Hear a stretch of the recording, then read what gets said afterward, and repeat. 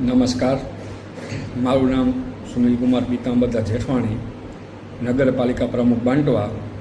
ગઈકાલે મને social media અને માવતી શૈક્ષણિક સંકુલના આચાર્ય અને પરિવાર દ્વારા જાણવા મળેલ કે માવતી શૈક્ષણિક શાળા સંકુલમાં વિદ્યાર્થીઓને જ્ઞાન આપવામાં આવેલ કે મોબાઈલ વિદ્યાર્થીઓ માટે કેટલો જોખમી કહેવાય, અભ્યાસ માટે કેટલો જોખમી કહેવાય. વધુ પડતો મોબાઈલના ઉપયોગથી માનસિક અને તેમજ ઘણીવાર શારીરિક રોગો પણ થાય છે. બાળકોનું ભણવામાં ધ્યાન લાગતું નથી, ચિત્ત આડાવડું થાય છે, લેસન થતા નથી. અને અત્યારથી જ જે મોબાઈલમાં બાળકો પડ્યા રહી તો પોતાની દેશની જે જૂની રમતો છે એ પણ ભૂલતા જઈ રહ્યા છે. માવતી શૈક્ષણિક શાળા સંકુલે પોતાના બાળકોને જ્ઞાન આપ્યું અને એના ફળ સ્વરૂપે નિશાળના 70થી 80% બાળકો મોબાઈલ મુક્ત થઈ ગયા છે. અને એવો એ લોકોએ વચન પણ આપ્યું, સાહેબ અમે હવેથી આ મોબાઈલ વાપરશું, જરૂરત પડે ત્યારે જ વાપરશું.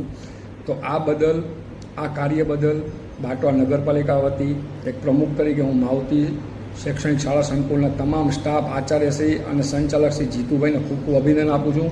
આપે ખૂબ જ સરસ કામગીરી કરી છે અને આવતા ભવિષ્યમાં પણ જેટલા બાળકો આપણા બાકી હોય, સ્ટાફના બાળકો એ પણ મોબાઈલના વ્યસનથી દૂર રહે. અને આ પગલું જોઈ અને બીજી શાળાઓ પણ આવી વ્યવસ્થા કરે, જરૂરત પૂરતા પોતાના સ્કૂલના વિદ્યાર્થીઓ, બાળકો મોબાઈલનો ઉપયોગ કરે.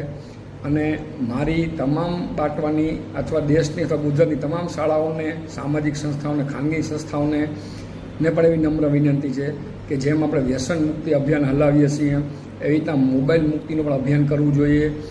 ખાલી નિશાળામાં નહીં પણ જાહેર જગ્યામાં પણ વ્યસન મોબાઈલથી દૂર રહી એવો એક લોકોને અભિપ્રાય આપવો જોઈએ અને બને જેટલા લોકો મોબાઈલથી દૂર રહી એવા પ્રયાસો પણ કરવા જોઈએ. ભારત માતા કી જય. જય જય ગરવી ગુજરાત.